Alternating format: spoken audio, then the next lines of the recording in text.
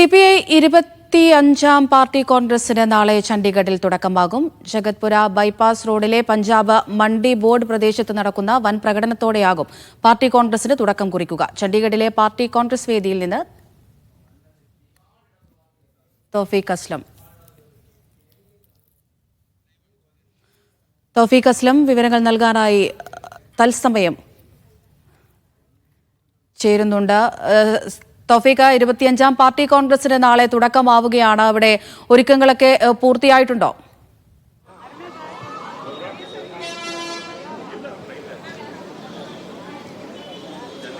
Amrita, party കോൺഗ്രസിന്റെ എല്ലാ ഒരുക്കങ്ങളും പൂർത്തിയായിട്ടുണ്ട്. CPIയുടെ 25ാമത് പാർട്ടി കോൺഗ്രസ് ആണ് നടക്കുന്നത്. അത് വിപുലമായിട്ട് തന്നെ നടത്താനായിട്ടാണ് ഇപ്പോൾ CPI തീരുമാനിച്ചിരിക്കുന്നത്. പാർട്ടി കോൺഗ്രസ് നടക്കുന്ന ചണ്ഡീഗഡിലെ വേദിയിലാണ് ഞാനിപ്പോൾ ഉള്ളത്.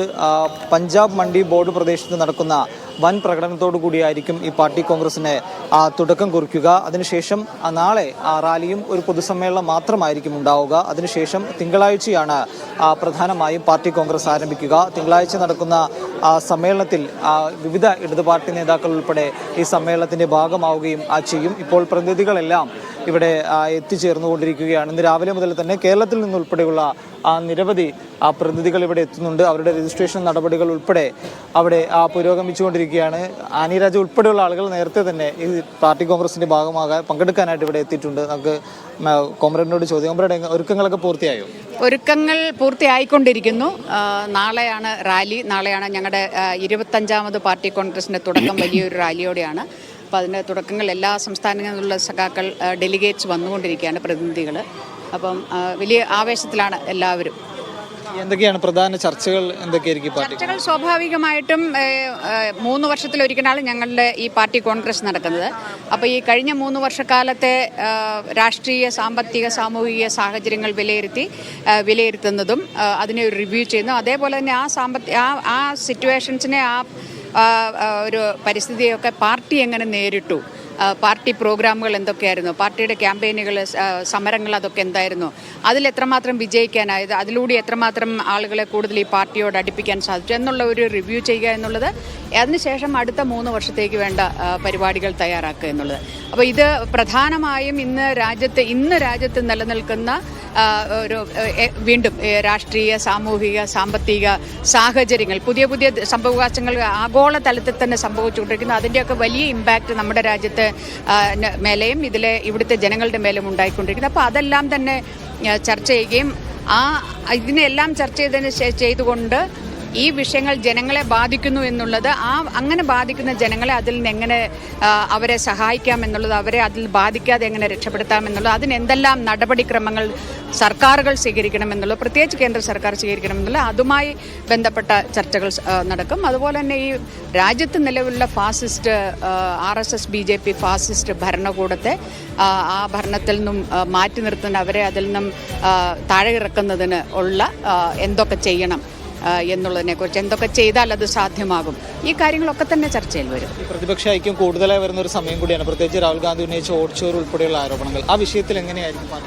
അല്ല, തീർച്ചയായിട്ടും ഇത് ഞങ്ങളുടെ കൊല്ലം കോൺഗ്രസ് മുതൽ ഇങ്ങോട്ടേക്ക്, ഈവൻ അതിനു മുന്നേ പോണ്ടിച്ചേരി കോൺഗ്രസ് മുതൽ തന്നെ ഞങ്ങൾ 2014 മുതൽ രാജ്യത്ത് ഫാസിസ്റ്റ് ശക്തികളാണ് രാജ്യം ഭരിക്കുന്നത്. അപ്പോൾ അങ്ങനെ ഭരിച്ചുകൊണ്ടിരിക്കുന്ന അതിൻ്റെ ഒരു വലിയ ഒരു കടന്നാക്രമണത്തിൻ്റെ മുഖമാണ് ഇന്ന് നമുക്ക് കാണാൻ കഴിയുന്നത്. അത് ഫാസിസ്റ്റുകൾ സാധാരണയായി ചെയ്യുന്നത് തന്നെ ഈ തെരഞ്ഞെടുപ്പിനെ അട്ടിമറിക്കുന്നതിനുള്ളൊരു ശ്രമം, അതുപോലെ തന്നെ ഈ ഭരണകൂടവും അതുപോലെ തന്നെ മത സംഘടനകളും കോർപ്പറേറ്റുകളും ഇവരുടെ ഒരു നെക്സസ്, ഇതെല്ലാം തന്നെ നമ്മൾ കാണുന്നത്. അതുപോലെ തന്നെ എല്ലാം ഒന്ന്, 1 nation 1 ration card, 1 nation 1 election, അതുപോലെ പറഞ്ഞുകൊണ്ട് എല്ലാം ഒരു ഏകാധിപത്യത്തിലേക്ക് എന്നുള്ള രീതിയിൽ കൊണ്ടുപോവുക. അതുപോലെ തന്നെ ജനങ്ങളെ പരസ്പരം മതത്തിൻ്റെ പേരിൽ, ജാതിയുടെ പേരിൽ തമ്മിലടിപ്പിക്കുക. അതുപോലെ തന്നെ സാധാരണക്കാരെ, ഈ രാജ്യത്തെ മഹാഭൂരിപക്ഷം വരുന്ന ആദിവാസികളെയും ദളിതുകളെയും മാർജിനലൈസ്ഡ് ആയിട്ടുള്ള പാർശ്വവൽക്കരിക്കപ്പെട്ട ആളുകൾക്കെതിരായിട്ട് നടക്കുന്ന കടന്നാക്രമണങ്ങൾ, അവരുടെ ഭൂമി, ഇതെല്ലാം തന്നെ ആദിവാസി മേഖലകളിൽ നിന്നെല്ലാം അവരെ ഒഴിപ്പിച്ചുകൊണ്ട് സമ്പുഷ്ടമായ മണ്ണ് കോർപ്പറേറ്റുകൾക്ക് തീരെഴുതി കൊടുക്കുന്ന രീതിയിലുള്ള നയങ്ങൾ, സമീപനങ്ങൾ, നടപടികൾ അപ്പോൾ ഇതിനെല്ലാം ചെറുത്ത് തോൽപ്പിക്കേണ്ടതുണ്ട്. അങ്ങനെ അതിനെ ചെറുത്ത് തോൽപ്പിക്കുക എന്ന് പറഞ്ഞാൽ അത്തരത്തിലുള്ള ഫാസിസ്റ്റ് ഗവൺമെന്റിനെ അധികാരത്തിൽ നിന്ന് താഴെ ഇറക്കുക എന്നുള്ളതാണ്. അതിനുവേണ്ടി തീർച്ചയായിട്ടും ഒരു CPI മാത്രം വിചാരിച്ചാൽ അല്ലെങ്കിൽ ഇടതുപക്ഷം മാത്രം വിചാരിച്ചാൽ നടക്കുന്ന ഒന്നല്ല എന്നുള്ളത്. അതാണ് ഞങ്ങളുടെ പാർട്ടിയുടെ പൊളിറ്റിക്കൽ റെസൊല്യൂഷൻ കൊല്ലം സമ്മേളനത്തിൽ ഞങ്ങൾ അവതരിപ്പിച്ചത്. അതിൻ്റെയൊക്കെ ഒരു റിസൾട്ടായിട്ടാണ് ഇന്ത്യ അലയൻസ് എന്നുള്ള ഒരു സംഭവത്തിലേക്ക് അത് രൂപാന്തരപ്പെട്ടത്. ആ ഇന്ത്യ സഖ്യം എന്നുള്ള ഒരു യാഥാർത്ഥ്യമാണ്. പക്ഷേ ആ ഇന്ത്യ സഖ്യത്തെ ഒന്നുകൂടി ബലപ്പെടുത്തേണ്ടതിൻ്റെ ആവശ്യകത കഴിഞ്ഞ തെരഞ്ഞെടുപ്പുകളിലൊക്കെ തന്നെ നമുക്ക് ബോധ്യപ്പെട്ടതാണ്. അപ്പോൾ ഇനി ഉടനടി വരാൻ പോകുന്ന ബീഹാർ തെരഞ്ഞെടുപ്പാണ്. ആ ബീഹാർ തെരഞ്ഞെടുപ്പിലെ വളരെ ഗൗരവത്തിൽ കണ്ടുകൊണ്ട് ഇന്ത്യ സഖ്യ കക്ഷികളെല്ലാം തന്നെ ഈ രാജ്യത്തിൻ്റെ ഏറ്റവും വലിയ ശത്രു എന്ന ഫാസിസത്തെ പരാജയപ്പെടുത്തണമെന്നുള്ള ഒറ്റ ലക്ഷ്യത്തോടെ അവിടെ നിന്നാൽ CPI 25 പാർട്ടി കോൺഗ്രസിന് നാളെ ചണ്ഡീഗഡിൽ തുടക്കമാവുകയാണ്. ചണ്ഡീഗഡിലെ പാർട്ടി കോൺഗ്രസ് വേദിയിൽ നിന്നാണ് തൗഫീഖ് അസ്ലം വിവരങ്ങൾ നൽകിയത്.